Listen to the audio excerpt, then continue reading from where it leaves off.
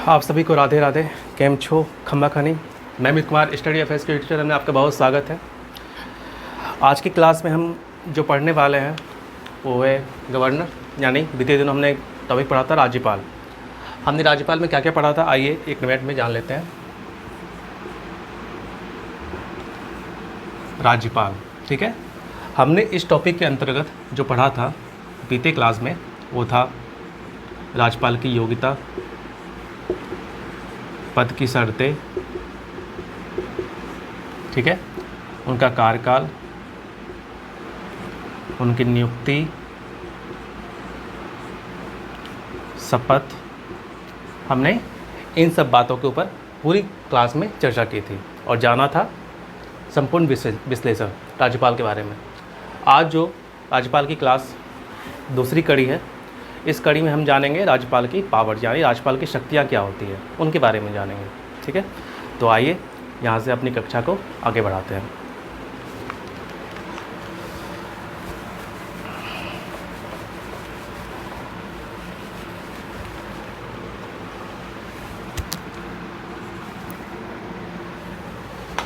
एक मिनट।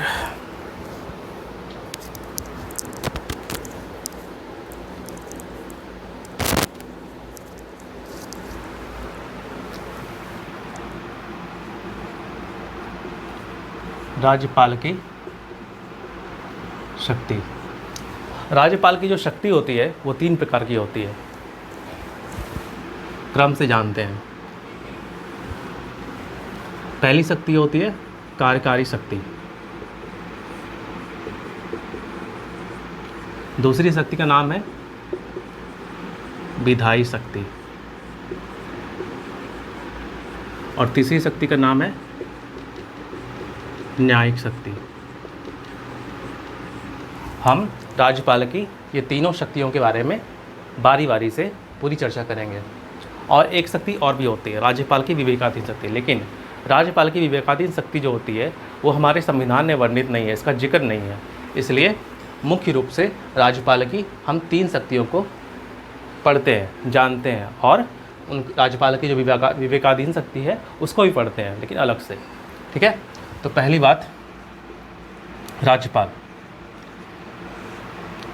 राज्यपाल जो है अपनी शक्ति का, पहली बात कार्यकारी शक्ति बारे में पढ़ रहे हैं, तो पहली चर्चा हम कार्यकारी शक्ति के बारे में जानते हैं। यानी हमारी राज्यपाल की जो है कार्यकारी शक्ति क्या है उसके बारे में जानते हैं। पहली बात, राज्यपाल की कार्यकारी शक्ति क्या है। राज्यपाल संवैधानिक प्रमुख होता है, नाम मात्र का प्रमुख होता है, लेकिन वास्तविक सत्ता किसके पास होती है? हमारे राज्य में मुख्यमंत्री के पास होती है, ठीक है। तो राज्यपाल जो है अपनी कार्यकारी शक्ति का प्रयोग स्वयं या अपने अधीनस्थ के माध्यम से करता है। ये बताया गया है राज्यपाल की कार्यकारी शक्ति के बारे में, ठीक है। इसकी चर्चा हमें देखने को मिलती है, तो हम लिखते हैं यहाँ पे, आप उसको अपने नोटबुक में उतारें। राज्यपाल अपनी शक्ति का प्रयोग स्वयं या अपने अधीनस्थ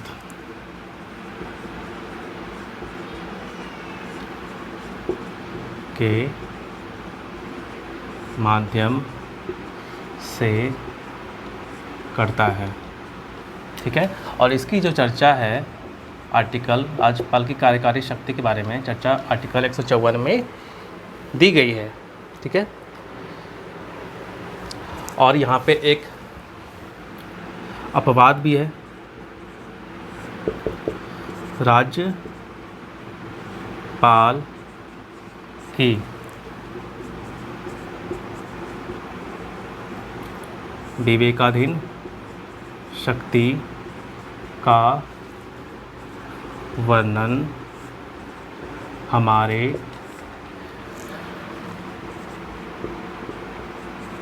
संविधान में नहीं है। ये हमने पढ़ा, ये राज्यपाल की विवेकाधीन शक्ति है जिसका वर्णन हमारे संविधान में नहीं है।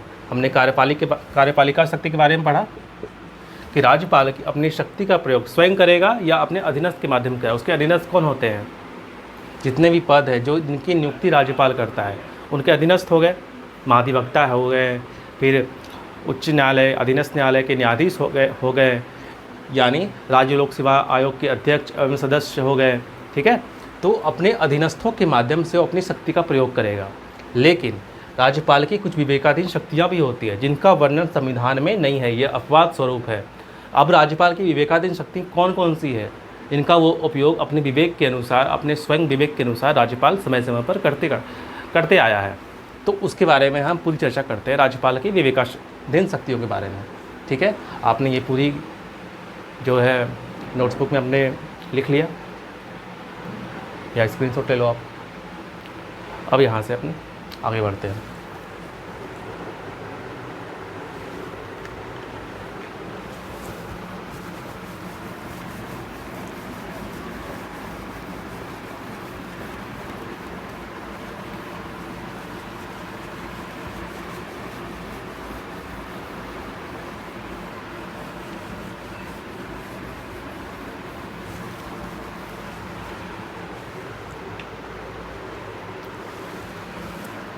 अब है राज्यपाल की विवेकाधीन शक्ति।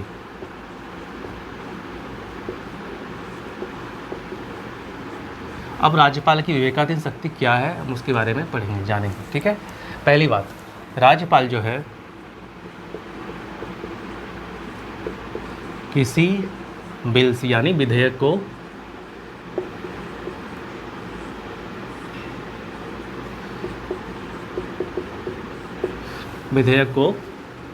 क्या करता है, राष्ट्रपति के लिए आरक्षित कर सकता है। यानी अगर कोई विधेयक विधान परिषद से पास होता है, फिर वो राज्यपाल की सहमति के लिए, उनके हस्ताक्षर के लिए आता है उनके पास। ठीक है, तो राज्यपाल के पास वो पावर्स है कि वो उस पर अपनी सहमति दे देता है, अपने हस्ताक्षर कर देता है। ठीक है, और दूसरी पावर्स ये है कि राज्यपाल उस विधेयक को फिर से कहता है कि आप पुनर्विचार के लौटा देता है। ठीक है, फिर राज्यपाल के पास ये भी पावर्स है कि वो उस विधेयक को अपने राष्ट्रपति जी के पास भेज देता है, यानी उसके लिए अपने राष्ट्रपति जी के लिए आरक्षित कर देता है। ठीक है, तो राज्यपाल के पास ये पावर्स है। राज्यपाल किसी विधेयक को, बिल्स को राष्ट्रपति के लिए आरक्षित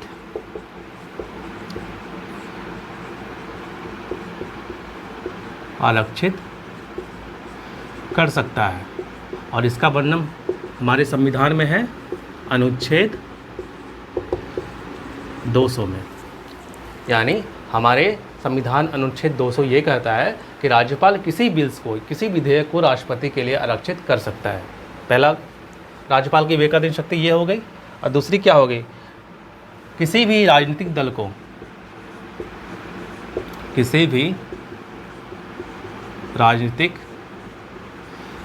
को जब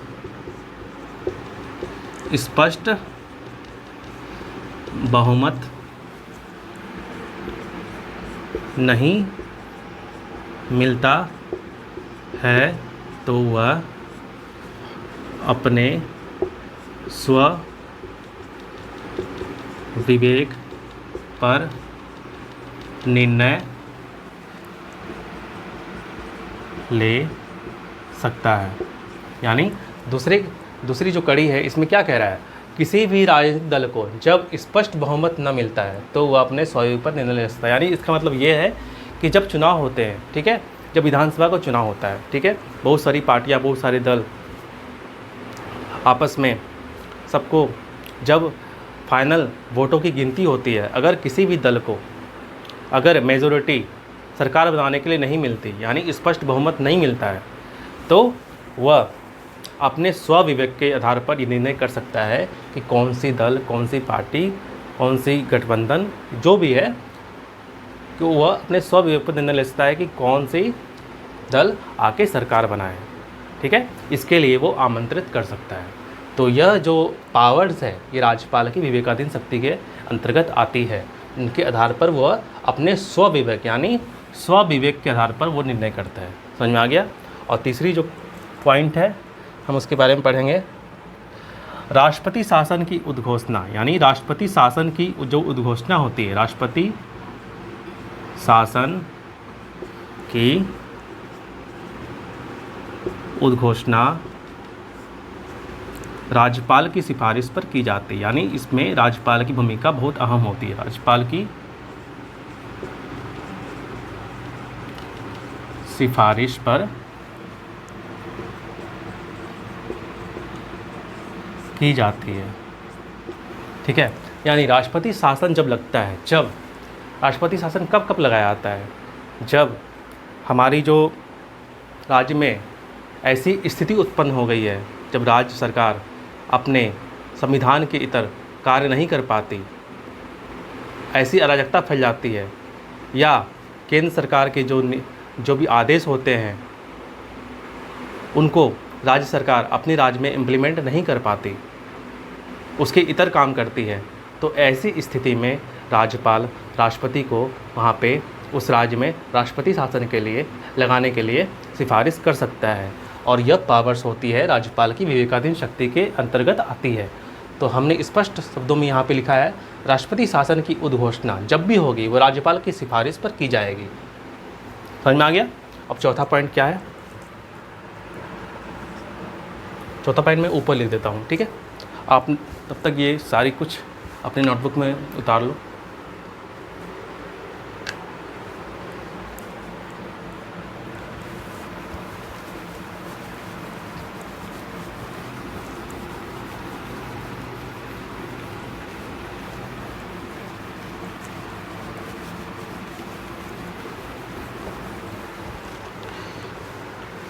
अब चौथा जो पॉइंट है हमारा, राज्यपाल,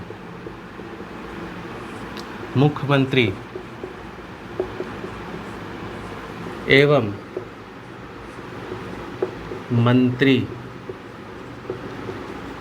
परिषद की नियुक्ति करता है। यानी राज्यपाल क्या करता है, जब बहुमत किसी दल को मिल रहा होता है चुनाव के बाद, तो राज्यपाल क्या करता है उसके बाद, मंत्री परिषद यानी मंत्री परिषद की वह नियुक्ति करता है। यानी राज्यपाल मुख्यमंत्री एवं मंत्री परिषद इन दोनों की नियुक्ति करता है। राज्यपाल मुख्यमंत्री को भी शपथ दिलाता है, उनकी नियुक्ति करता है, और मंत्री परिषद जो भी मंत्री बनेंगे उनकी सिफारिश कौन करता है, मुख्यमंत्री करता है राज्यपाल को।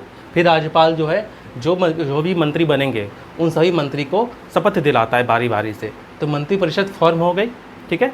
तो यहाँ पे मुख्यमंत्री एवं मंत्री परिषद ये दोनों ही पूरे राज्य को चलाते हैं, पूरे राज्य को क्रियान्वित करते हैं, जो भी नियम कायदे जो भी शासन, तो पूरा पावर्स किनके हैं, यानी वास्तविक जो रियल पावर्स है मुख्यमंत्री और मंत्री परिषद के अंतर्गत आती है। और राज्यपाल क्या है, नाम मात्र का।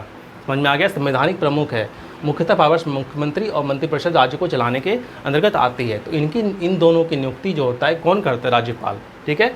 मुख्यमंत्री की नियुक्ति पर राज्यपाल करेगा, मंत्री की नियुक्ति मुख्यमंत्री सिफारिश करेगा कि ये पर्सन जो है हमारे मंत्री परिषद में मंत्री बनेंगे, मुख्यमंत्री सिफारिश करेगा, और फिर जो राज्यपाल है उनकी नियुक्ति करेगा, राज्यपाल उनको शपथ दिलाएगा। समझ में आ गया? तो ये चौथा पॉइंट है। अब पांचवा पॉइंट, राज्यपाल महाधिवक्ता की नियुक्ति करता है। महाधिवक्ता की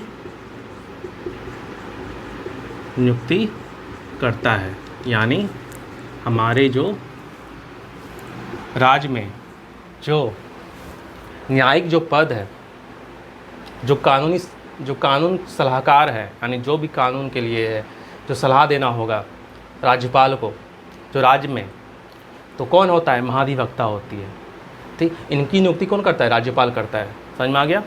अब राज्यपाल, छठा पॉइंट है, राज्यपाल राज्य लोक सेवा आयोग के अध्यक्ष एवं सदस्यों की नियुक्ति करता है। हर एक राज्य में या राज्यसभा ऐसी व्यवस्था करती है कि एक से अधिक राज्य के लिए एक संयुक्त राज्य लोक सेवा आयोग का निर्माण होता है, गठन होता है, ठीक है। तो राज्य लोक सेवा आयोग जो राज्य स्तर की नियुक्ति की परीक्षाएं आयोजित करती है, जो अलग अलग पदों पर नियुक्ति करती है। जैसे आपके राज्य में हो गया, जैसे बिहार के लिए बीपीएससी हो गई, झारखंड के लिए जेपीएससी हो गई, उत्तर प्रदेश के लिए यूपीपीसीएस हो गया। तो ऐसी जो परीक्षाएं हैं जो राज्य के अंतर्गत आयोजित की जाती है, राज्य में कर्मचारी की नियुक्ति, राज्य में ऊंचे पदों पर नियुक्ति, जैसे एसडीएम है, डीएसपी है, रेवेन्यू ऑफिसर है, बहुत सारे पद आते हैं। तो राज्य जो लोक सेवा आयोग है, उनके जो अध्यक्ष होते हैं, उनके जो सदस्य होते हैं, इन सभी की नियुक्ति कौन करेगा? राज्यपाल करता है। समझ में आ गया? तो ये छठा पॉइंट हमारा हो गया। सातवां पॉइंट क्या हो गया? राज्यपाल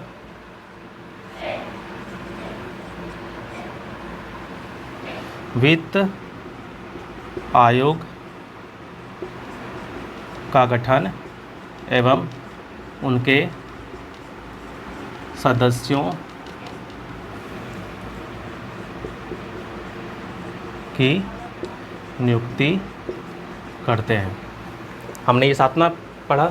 हर एक राज्य के लिए एक वित्त आयोग बनती है, एक फाइनेंस कमीशन बनता है, ठीक है, जहाँ पे पूरा वित्त का लेखा जोखा, जितना ही वित्त है, जितना ही वित्त का प्रयोग है, उस वित्त आयोग के अंतर्गत होता है, ठीक है। राज्य को चलाने के लिए वित्त चाहिए ना, पैसा चाहिए ना, तो उस सारे वित्त का जो वित्त आयोग है, जो कमीशन है, उसका जो गठन कौन करेगा? राज्यपाल करेगा।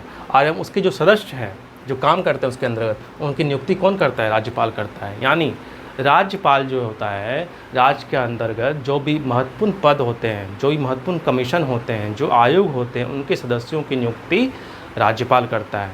जैसा हम यहाँ पे सिलसिलेवार ढंग से हर एक पॉइंट में समझने की कोशिश कर रहे हैं, ठीक है।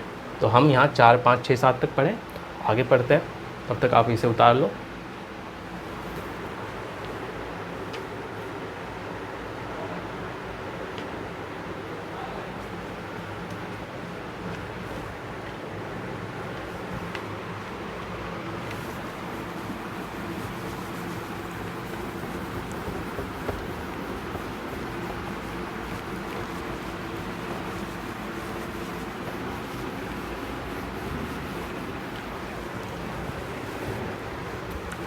अब जो 8वां पॉइंट है, राज्यपाल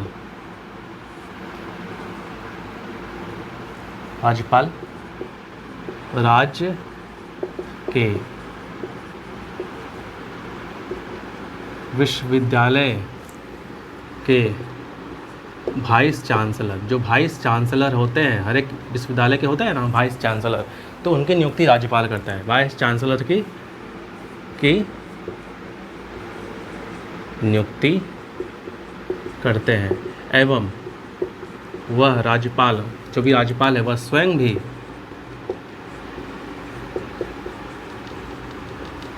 विश्वविद्यालय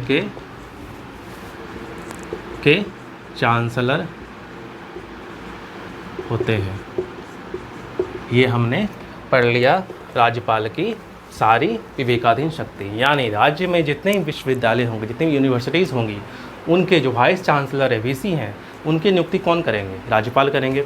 अब राज्यपाल स्वयं भी जितने भी विश्वविद्यालय, जितने भी जो भी यूनिवर्सिटीज़ है राज्य में जितने भी, तो उनके जो चांसलर होते हैं, यानी जो भी चांसलर होते हैं, वो कौन? स्वयं राज्यपाल होते हैं।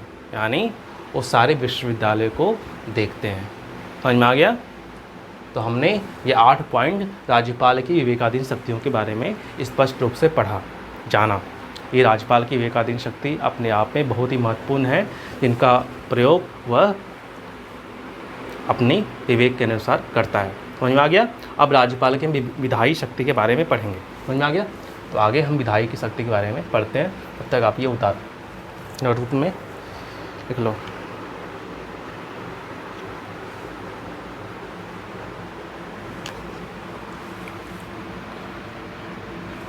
अब राज्यपाल की विधायी शक्ति,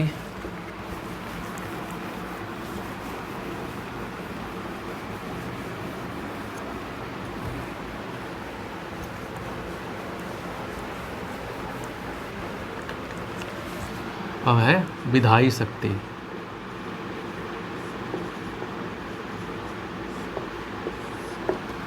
पहला पॉइंट, राज्यपाल जो है क्या है, वो स्वयं विधानमंडल का अंग है। हमने पढ़ा था ना विधानमंडल में विधानसभा थी, विधान परिषद से, और राज्यपाल स्वयं था। जिस तरह हम सदन में हमने पढ़ा था राज्यसभा, लोकसभा और राष्ट्रपति, उसी प्रकार राज्य जो विधानमंडल बनता है वो 3 पार्ट होते हैं उसके। विधानसभा होता है, विधान परिषद होती है और राज्यपाल स्वयं होता है।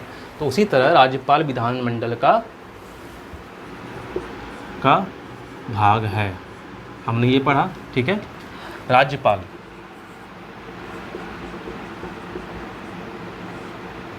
विधानसभा में एक एंग्लो इंडियन, एक आंग्ल भारतीय सदस्य, यानी Anglo Indian member. Anglo Indian कौन होते हैं, हमने पूरी चर्चा पीते लोकसभा राज्यसभा में पूरी चर्चा कर रखी है, आप वहाँ से समझ लेंगे। आंग्ल भारतीय सदस्य की एक,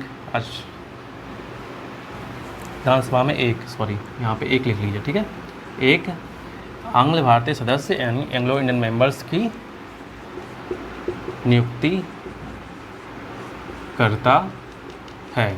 और ये कौन से अनुच्छेद में कहा गया है, ये अनुच्छेद यानी आर्टिकल 333 में कहा गया है। लेकिन यह वर्तमान में, यहाँ पे एक नोट करके लिख देंगे हम, नोट। ठीक है, वर्तमान में जो आंग्ल भारतीय सदस्य हैं, वर्तमान में 104वें संविधान संशोधन अधिनियम यानी कॉन्स्टिट्यूशन अमेंडमेंट एक्ट 2019 के अंतर्गत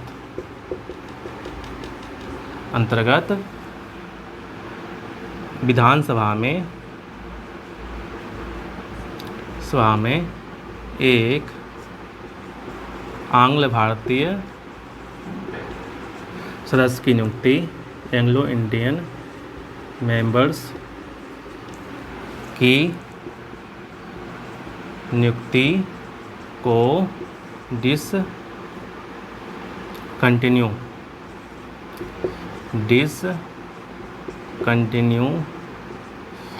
कर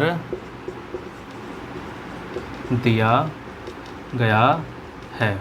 यानी अब वर्तमान में ऐसी व्यवस्था नहीं है, क्योंकि आंग्ल भारतीय सदस्य का रोल वर्तमान के परिदृश्य में अब उतना ही महत्वपूर्ण न रह गया है। इसलिए इसे हमारे संविधान में जो पहले था कि विधानसभा में राज्यपाल एक आंग्ल भारतीय सदस्य की नियुक्ति वो करता था, ठीक है, लेकिन वर्तमान में 104वें संविधान संशोधन अधिनियम यानी 104 कॉन्स्टिट्यूशन अमेंडमेंट एक्ट 2019 के अंतर्गत इस व्यवस्था को, यानी एक आंग्ल भारतीय सदस्य विधानसभा में नियुक्ति की व्यवस्था को अब से वर्तमान में डिसकंटिन्यू कर दिया गया, इसे खत्म कर दिया गया है। समझ में आ गया?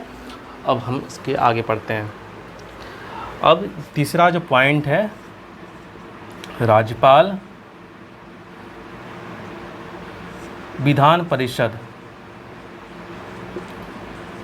परिषद होते हैं ना, विधानसभा, विधान परिषद, राज्यपाल, ये विधानमंडल के भाग है। विधान परिषद में 1/6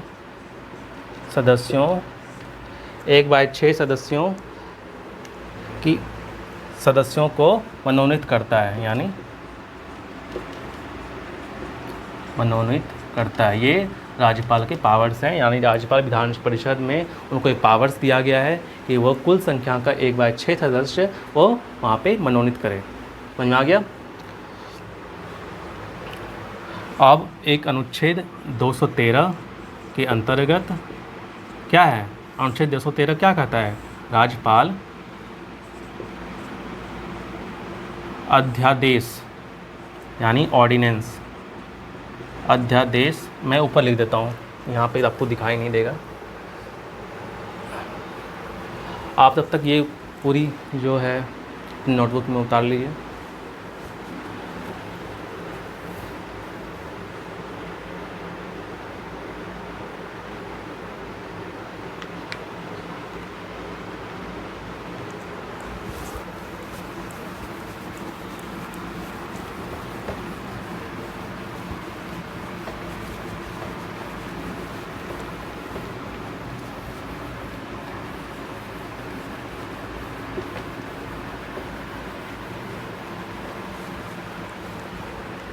यानी हम आर्टिकल 213 के बारे में पढ़ रहे थे, यानी अनुच्छेद 213, हमने पढ़ा था 123 और 213, एक 123 भी था अनुच्छेद 100, पहले 213 पढ़ लेते हैं। राज्यपाल, राज्यपाल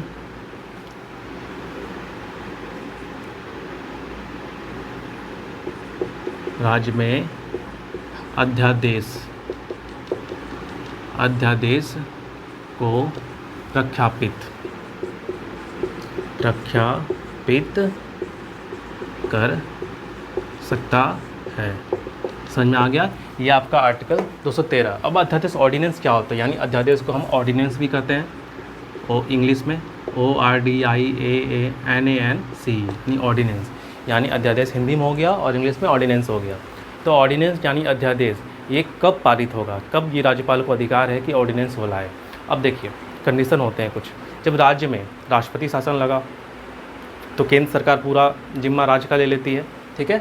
तो जब बिल्स, यानी जब किसी भी नियम को, बिल्स को, विधेयक लाना बहुत ज़रूरी हो जाए, कोई कानून बनाना बहुत ही अति आवश्यक हो जाए, जब राज्य विधानसभा अपने सत्र में ना हो, ठीक है, आपातकाल की स्थिति हो, तो ऐसी स्थिति में राज्यपाल को ये अधिकार है कि वो नियम, वो कानून, वो जो बहुत ही महत्वपूर्ण है, बहुत ही ज़रूरी है, वो राज्य में व्यवस्था बनाने के लिए वो अध्यादेश ला सकता है, वो या ऑर्डिनेंस ला सकता है, ठीक है। ये अल्पकालिक होता है, जब विधानसभा अपने सत्र में आ जाती है तो 6 महीने के बाद अगर ये जो भी विधानसभा में, जो भी सदन में ये बहुमत से पास हो जाता है तो कानून रहता है, अगर बहुमत से पास नहीं हो पाएगा तो 6 महीने के बाद ये स्वतः समाप्त हो जाता है। तो ये अल्पकालिक प्रकृति की होती है, और ये इमरजेंसी यानी बहुत जब ज़रूरी होता है तब राज्यपाल अध्यादेश को प्रख्यापित करते हैं। वैसा ही सेम कंडीशन होता है अनुच्छेद 123 के अंतर्गत, 123 के अंतर्गत यहाँ पे राज्यपाल अध्यादेश को प्रख्यापित कर रहे थे, और यहाँ पे सेम राष्ट्रपति करेंगे। राष्ट्रपति जब लोकसभा, राज्यसभा, जिस तरह हमने विधान मंडल में ये पढ़ा राज्यपाल के अंतर्गत, उस तरह राष्ट्रपति भी यहाँ पे सेम कंडीशन, लोकसभा, राज्यसभा, जब लोकसभा अपने सत्र में ना हो, आपातकाल की स्थिति हो, ठीक है, जब कानून बनाना अति महत्वपूर्ण बन जाए, ठीक है, तो राष्ट्रपति अध्यादेश 123 के अंतर्गत लाते हैं। 123 के अंतर्गत राष्ट्रपति लाएंगे, अनुच्छेद 213 के अंतर्गत राज्यपाल लाएंगे। दोनों के अपने ये अधिकार हैं, विधायी शक्ति है, ठीक है। अब हम पढ़ते हैं न्यायिक शक्ति, तीसरी कड़ी। आपने ये लिख लिया, लिख लो।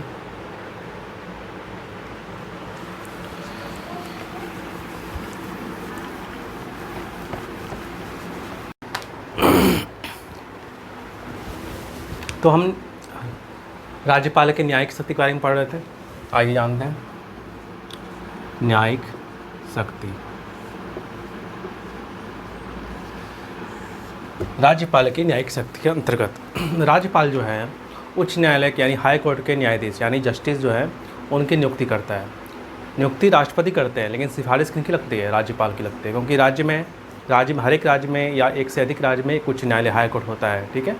जो भी हाई कोर्ट के जो भी वहाँ के जो चीफ जस्टिस हैं या न्यायाधीश और भी हैं, तो उन सभी न्यायाधीश की नियुक्ति करते हैं राष्ट्रपति, ठीक है। लेकिन रिकमेंडेशंस यानी सिफारिश किनकी लगेगी?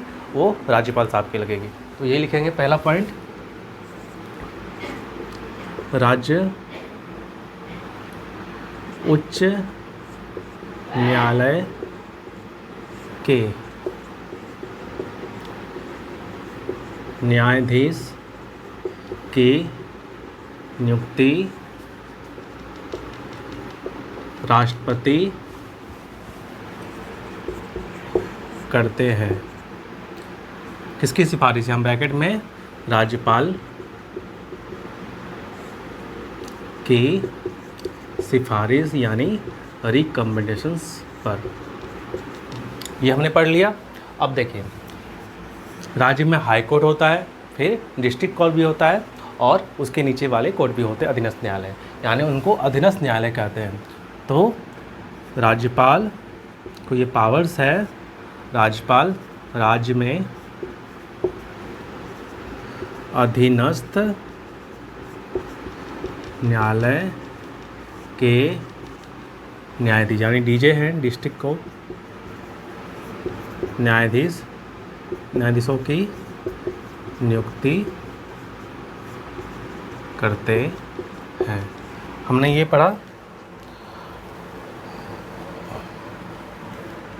और ये जो है राज्यपाल राज्य में अधीनस्थ न्यायालय यानी जो न्यायाधीश हैं उनकी नियुक्ति करते हैं। राज्य में हाई कोर्ट होते हैं, उनके नीचे भी लोअर कोर्ट होते हैं, यानी जो डिस्ट्रिक्ट कोर्ट होते हैं, जो अधीनस्थ न्यायालय जिन्हें हम कहते हैं। तो वहाँ के जो न्यायाधीश हैं उनकी नियुक्ति कौन करेंगे? वहाँ पे नियुक्ति सीधे राज्यपाल करेंगे। और ये किस अनुच्छेद के अंतर्गत आएगा? ये अनुच्छेद यानी आर्टिकल 233 के अंतर्गत ये संविधान में ऐसा वर्णित है। समझ में आ गया? अब राज्यपाल की क्षमादान की भी शक्ति हैं, हम उनके बारे में पढ़ते हैं। तो आपने ये लिख लिया नोटबुक में। राज्यपाल की क्षमादान की शक्ति होती है। राज्यपाल जो भी जिनको सज़ा प्राप्त है, जिनको सज़ा मिल चुकी है, जो जेल में अपनी सज़ा को काट रहे हैं, राज्यपाल विभिन्न तरीके से उन्हें उनकी सिफारिश पर राज्यपाल उनको क्षमादान की शक्ति प्राप्त है, जिन पर वो उनको क्षमादान की शक्ति देने की योग्यता रखते हैं। तो राज्यपाल की क्षमादान की शक्ति यानी पार्डन, क्षमादान को कहते हैं पार्डन। क्षमादान की शक्ति राज्यपाल के बारे में, यानी राज्यपाल को ये पार्डन का ये पावर है। ठीक है, हम ये पढ़ते हैं। तो राज्यपाल को कितने प्रकार के क्षमादान की शक्ति मिली हुई है? तो पहला है पार्डन, यानी यह हो गया है क्षमा, कम्यूट। तीसरा है रिमिशन, रिस्पाइट, रिमिशन, रिस्पाइट। और पांचवा है रेस्पायर। ठीक है, तो कम्यूट का हिंदी क्या हो जाएगा? चरित्र में बदलाव, यानी जो सज़ा जो मिली हुई है उसमें अपराधी को उसके चरित्र में वो बदलाव कर सकते हैं। ठीक है, और रिमिशन क्या हो जाएगा? सज़ा को कम करना, यानी जो सज़ा अपराधी को जो सज़ा मिली हुई है उनकी अवधि को कम करेंगे, सज़ा को कम करना। और रिस्पाइट मतलब सज़ा विराम, यानी जो सज़ा जो मिली हुई है उनको रोकना, यानी सज़ा को विराम कर देना। और चौथा है रिस्पायर, यानी उनकी निलंबन। ठीक है, राज्यपाल की क्षमादान की शक्ति, ये 5 प्रकार की जो राज्यपाल को पार्डन का अधिकार है, यानी क्षमा, अपराधी को क्षमादान की शक्ति राज्यपाल को प्राप्त है। तो पहला नंबर है पार्डन, यानी पार्डन को कहते हैं क्षमा, यानी कोई भी जो अपराधी को सज़ा मिली हुई है, जैसे जेल काट रहा है, उन्हें ये अवधि मिली हुई 2 साल 3 साल की, ऐसी उनको जेल में कारावास की सज़ा मिली हुई है, तो उनको वो सीधे पार्डन यानी क्षमा कर सकते हैं। ठीक है, पहला ये हो गया पार्डन। दूसरा कम्यूट, यानी चरित्र में बदलाव। अगर किसी अपराधी को सज़ा मिली हुई है कारावास की, ठीक है, तो उसके वो चरित्र में बदलाव कर सकते हैं। ठीक है, उनके वो जैसे उनको कोई मतलब काम दे देंगे कि आप ये काम कर लो। ठीक है, चरित्र में, यानी उसकी जो सज़ा है, ठीक है, उसकी प्रकृति में बदलाव, यानी चरित्र में बदलाव कर देंगे, यानी जो कारावास है उसको किसी और काम में वो लगा देंगे, यानी उसके चरित्र में वो बदलाव कर देंगे। ठीक है, रिमिशन, सज़ा को कम करना, यानी रिमिशन सज़ा, जैसे किसी अपराधी को मान लीजिए 5 साल 10 साल की सज़ा मिली हुई है, ठीक है, कोर्ट की ओर से, न्यायालय की ओर से, तो उसकी वो अवधि को कम कर देंगे। जैसे 5 साल की सज़ा मिली हुई है तो उसकी अवधि को हम 2 साल कर देंगे। तो ये राज्यपाल साहब को अधिकार है, वो राज्य में उच्च न्यायालय में जो भी न्यायालय से उनको सज़ा जो मिली हुई अपराधी को, उसकी अवधि को वो कम कर देंगे। ठीक है, फिर चौथा रिस्पाइट, यानी सज़ा को विराम, यानी जैसे अपराधी को कोई सज़ा मिली हुई है, मान लीजिए 2 साल की कारावास से सज़ा मिली हुई है, कोई छोटा अपराधी है, छोटा कोई उन्होंने ऐसा काम किया हुआ है इनको वो सज़ा मिली हुई है, तो अगर वो देखते हैं तो उनको वो सज़ा को विराम यानी रोक लगा सकते हैं, स्टे लगा सकते हैं। ठीक है, वो अगर वाकई में निर्दोष है, ऐसे अगर राज्यपाल ऐसे ही किसी को, जो भी कैदी है, जो अपराधी है, ऐसे ही किसी को माफ़ नहीं कर देंगे। उनको लगेगा कि ये अपराधी वाकई निर्दोष है, इसे फंसाया गया है, या न्यायालय से भी भूल हो सकती है। ठीक है, तो ऐसी चीज़ें अगर उनको ऐसा रिकमेंडेशंस आता है राज्यपाल को, ऐसी गुहार लगाई जाती है अपराधी के द्वारा, ठीक है, तो फिर राज्यपाल जो है वो अपने स्वविवेक पर ये क्षमादान की शक्ति उनको प्राप्त है कि वो इस पर निर्णय लेते हैं, वो सज़ा को विराम भी कर सकते हैं। 5वां हो गया रिस्पायर, यानी निलंबन, यानी निलंबित कर देना सज़ा को। तो ये अधिकार 5 प्रकार की जो सज़ा है ये हमारे राज्यपाल को प्राप्त है, क्षमादान की शक्ति। लेकिन यहाँ पे जिस प्रकार हम यहाँ पे नोट पे लिखते हैं, राज्यपाल मृत्युदंड की, यानी मृत्युदंड, जिनको मृत्युदंड मिला हुआ है, फांसी की सज़ा मिली हुई है, ठीक है, फांसी मृत्युदंड की सज़ा को माफ़, क्षमा, यानी माफ़ नहीं कर सकते। ये जिस प्रकार हमें देखने को मिलता था, राष्ट्रपति साहब वो मृत्युदंड, यानी जिस अपराधी को फांसी तक की सज़ा मिली हुई है उनको पावर्स है क्षमा करने का, उनको बरी करने का, उनको ये अधिकार प्राप्त है, उनको ये पावर प्राप्त है। और कभी कभी ऐसा देखने को मिलता है कि कोई भी अपराधी जो होता है न्यायालय में जो होता है निर्दोष होता है, जिसे सज़ा मिल चुकी होती है किन्हीं कारणों से, सबूतों के अभाव में, लेकिन फिर ऐसा लगता है बाद में कि न्यायालय से गलती हो सकती है, आखिर जज भी तो एक इंसान है, उनसे गलती हो सकती है, भूल हो सकती है, ठीक है, या सबूतों के अभाव में ऐसा हुआ हो, या ऐसे सबूत उनके खिलाफ हो, लेकिन बाद में ऐसा लगता है कि वो जो अपराधी है वाकई निर्दोष है, ठीक है, या अपराधी ऐसा है कि वो किसी गंभीर बीमारी से पीड़ित हो गया हो जेल में, ठीक है, सज़ा जब काट रहा होता है तो किसी गंभीर बीमारी से पीड़ित हो गया हो, या महिला ऐसी है तो उसे जब वो गर्भवती होती है, तो ऐसी स्थिति में भी होता है राष्ट्रपति साहब अपनी दया दिखाते हैं, अपने क्षमादान को, वहाँ पे वो पावर ऐसी उनको प्राप्त है कि राष्ट्रपति साहब सीधे मृत्युदंड, यानी मृत्युदंड जैसी फांसी को भी सज़ा को वो माफ़ कर सकते हैं, उनको ये अधिकार प्राप्त है। समझ में आ गया। अब एक और है, मैं आप नोटबुक में लिख लिए होंगे, मैं यहाँ पे ऊपर लिखता हूँ।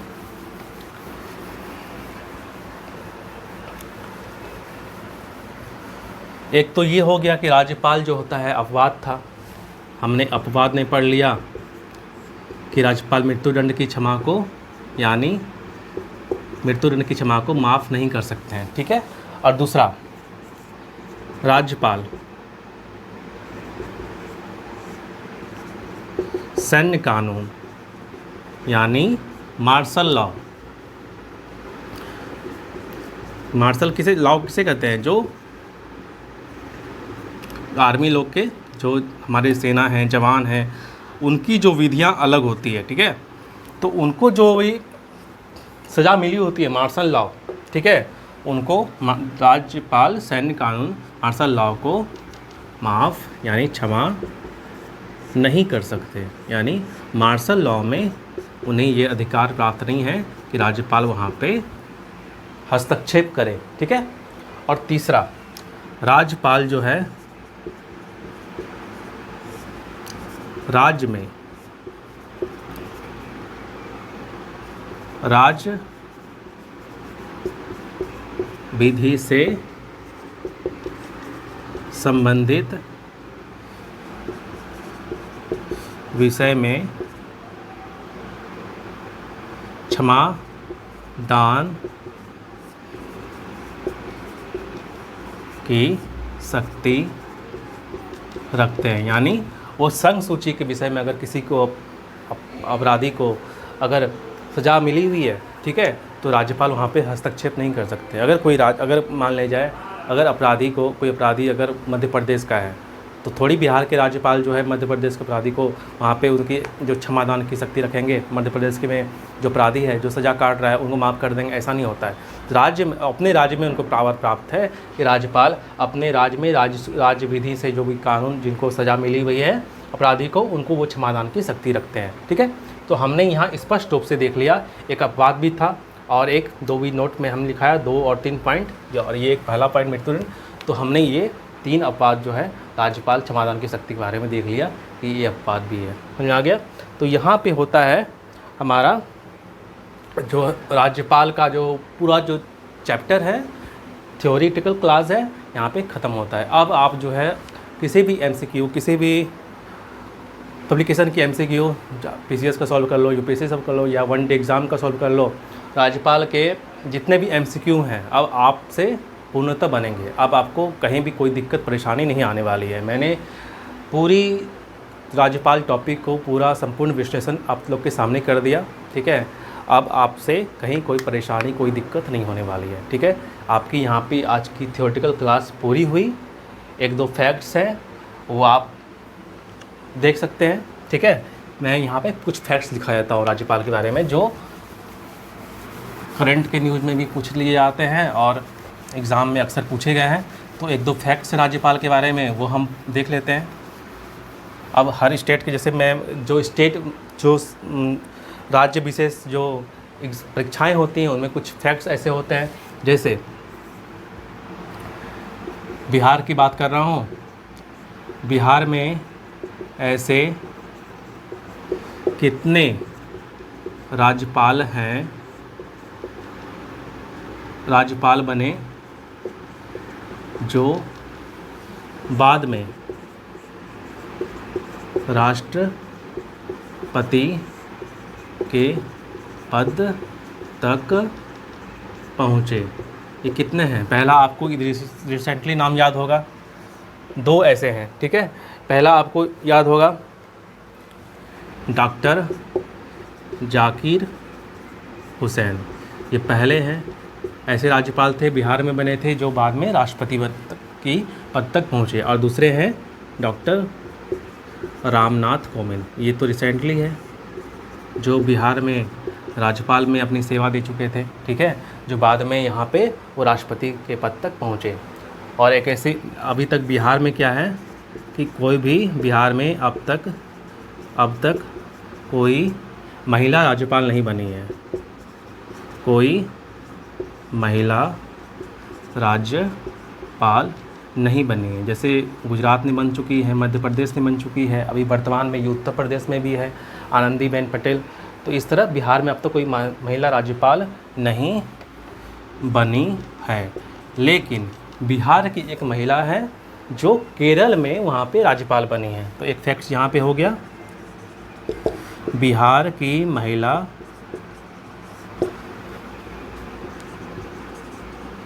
महिला जो केरल की यानी दूसरे राज्य में केरल की राज्यपाल बनी, कौन है? राम दुलारी नाम है, लिख लीजिए, राम दुलारी सिन्हा। ठीक है, तो यहाँ पे हमारा राज्यपाल का टॉपिक है समाप्त होता है। यानी ये फैक्ट्स हैं एक दो, ठीक है, जिसे आप याद रखेंगे। जो बिहार के जो भी आयोग के एग्ज़ाम में ये फैक्ट्स, ये एग्ज़ाम राज्यपाल को लेकर के अक्सर पूछे गए हैं, जिन्हें आपको याद रखना चाहिए। ठीक है, तो यहाँ पे हम राज्यपाल की ये दूसरी कक्षा है, जहाँ पे हमने राज्यपाल के बारे में संपूर्ण विश्लेषण को ध्यान से पढ़ा। राज्यपाल कौन है, राज्यपाल की पद की शर्तें, उनकी योग्यता, ठीक है, उनके कार्यकाल, उनकी नियुक्ति, उनके शपथ के बारे में। ठीक है, हमने पढ़ा। फिर हमने पढ़ा राज्यपाल की शक्ति क्या होती है। 3 प्रकार की शक्ति थी, कार्यकारी शक्ति थी, विधायी शक्ति थी और न्यायिक शक्ति थी। और राज्यपाल की विवेकाधीन शक्ति थी, जिनके बारे में हमने पूरी चर्चा की। ठीक है, राज्यपाल के किन किन विषयों पर उनको विवेकाधीन शक्ति प्राप्त है, जहाँ पर वो अपने स्वयं विवेक के अनुसार कार्य करते हैं, निर्णय लेते हैं। फिर राज्यपाल की हमने क्षमादान की शक्ति पढ़ा कि राज्यपाल के कितने प्रकार की क्षमादान की शक्ति प्राप्त है। फिर उनकी अपवाद को भी पढ़ा हमने कि राज्यपाल को किन किन विषयों पर अपवाद भी मिला हुआ है, जहाँ पर वो क्षमादान की शक्ति नहीं रखते हैं। ठीक है, क्या क्या उनकी सीमाएँ हैं। फिर हमने लास्ट में राज्यपाल के विषय में फैक्ट्स ही पढ़ लिया कि बिहार के एग्ज़ाम में 1 2 3 4 फैक्ट्स थे, उनको हमने देख लिया, जो आपको याद रखनी चाहिए, जो अक्सर एग्ज़ाम में पूछ लिए आते हैं, जो अमूमन बुक्स में नहीं रहते हैं।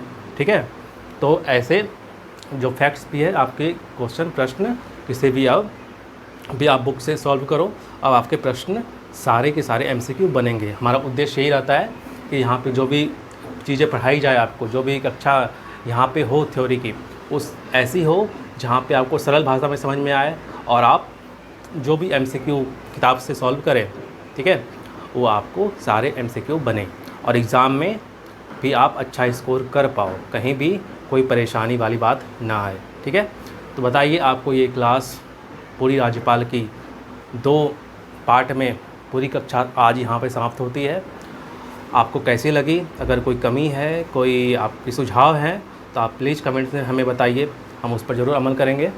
और बने रहिए चैनल पे, स्टडी अफेयर्स चैनल के आप बने रहिए और सब्सक्राइब कीजिए और पूरी कक्षा को ध्यान से देखिए। आपके जो भी डाउट्स हैं, वो कोई भी डाउट्स नहीं रहेगा। पूरे मैंने कोशिश की है कि आपको सरल शब्दों में, सरल भाषा में आपको सारी चीज़ें मैं बता पाऊँ, जो सीधे आपके दिमाग तक चले जाए, कोई दिक्कत परेशानी वाली बात ना है। ठीक है, तो फिर हम मिलेंगे अपने नेक्स्ट क्लास में नए टॉपिक को लेकर के। तब तक के लिए आप सभी को बहुत बहुत राधे राधे। ध्यान रखिए अपना, पढ़िए।